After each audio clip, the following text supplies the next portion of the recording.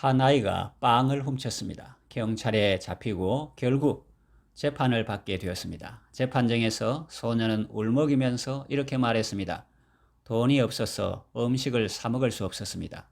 너무 배가 고파서 상점에서 빵을 훔쳤습니다. 판사는 그 아이에게 벌금형을 선고하였습니다. 돈이 없어서 빵을 훔쳤는데 그 아이가 벌금을 낼 돈이나 있겠습니까? 참으로 안타까운 일이지만 법은 엄정했습니다. 그런데 놀라운 일이 벌어졌습니다. 판사는 벌금형을 선고한 후 이렇게 말했습니다. 여러분, 이 아이는 죄를 지었습니다. 그러나 어찌 이 아이만 죄를 지었겠습니까? 저는 이 아이와 한 도시에 살면서도 이렇게 굶주리고 있는 아이가 있는 줄 모르고 저만 생각하며 살아왔습니다. 속죄하는 마음으로 벌금을 내겠습니다. 하면서 자신의 돈을 모자에 넣었습니다. 그리고 사람들에게 말했습니다. 여러분 중에도 저와 같은 생각이 드는 분이 계시면 동참해 주시기 바랍니다. 하면서 모자를 돌렸습니다. 사람들은 너도 나도 그 모자에 돈을 넣었습니다. 순식간에 많은 돈이 모아졌습니다. 벌금을 내고도 남는 돈이었습니다. 판사는 그 돈을 아이에게 주면서 말했습니다. 힘들어도 잘 살아야 한다. 사람들의 은혜를 입은 그 아이는 그 후로도 어렵고 힘든 일이 있었지만 착하고 성실하게 잘 살았습니다. 하나님이 사람에게 율법을 주신 목적이 무엇일까요? 우리를 괴롭게 하려고 주셨을까요? 그렇지는 않을 것입니다. 하나님은 사랑이시니 율법을 주신 목적도 우리를 사랑하시고 우리를 유익하게 하기 위해서 주신 것이겠죠. 그렇게 하나님의 의도대로 되었으면 얼마나 좋겠습니까? 그러나 육신의 연약함 때문에 사람들은 죄를 범하였고 율법을 지키지 못했고 율법은 그 본래의 목적을 달성할 수 없었습니다. 인간을 구원할 수 없었습니다. 그 모든 계명을 지키면 살리라 했는데 인간이 연약함으로 그 계명을 지킬 수 없었습니다. 그래서 죽게 된 거죠. 그러나 율법이 할 수 없는 것을 하나님은 하셨습니다. 하나님은 우리를 사랑하시지만 우리가 지은 죄는 미워하십니다. 그래서 독생자 예수님을 보내주셨습니다. 예수님은 우리 죄를 대신 지고 십자가에 달려 죽으시고 또 부활하셨습니다. 그래서 우리는 벌을 면하게 되었고 다시 살게 되었습니다. 율법은 우리를 살리지 못했지만 하나님의 사랑은 우리를 살렸습니다.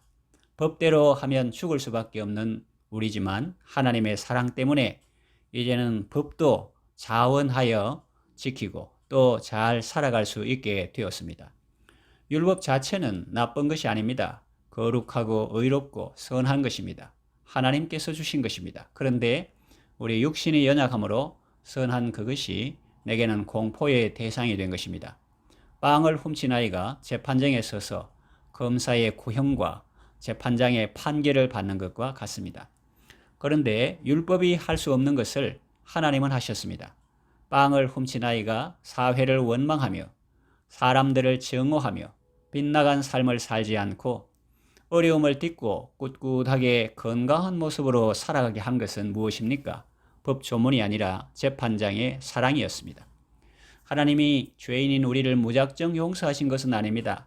앞서 말씀드린 이야기에서 판사는 배고픈 아이라고 해서 무조건 봐주고 석방시킨 것이 아닙니다. 법에 따라 벌금형을 선고했습니다. 그러나 그 돈은 자기와 방청객들이 지불했습니다. 하나님은 죄인인 우리를 무조건 봐주고 용서하신 것이 아닙니다. 죄의 값은 사망이라는 법의 원칙에 따라 우리에게 사형을 선고하셨습니다. 그리고 그 벌은 자신이 대신 받으셨습니다.